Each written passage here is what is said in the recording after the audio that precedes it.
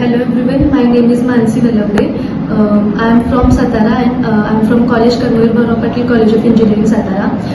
I have got admission over here in Qspiders through incubation batch. So I have joined in Qspiders in January 2024. After that my course duration was of 6 months and here I have covered core Java, SQL, manual testing and J2EE, that is advanced Java.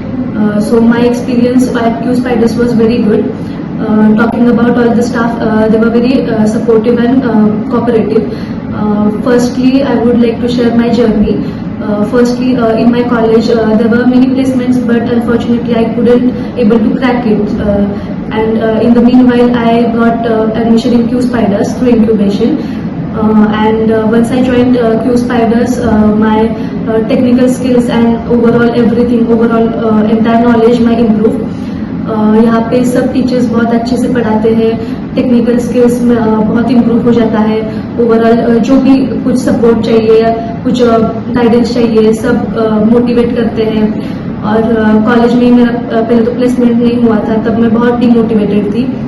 ऐसा कभी नहीं लगा था कि कभी placement हो जाएगा.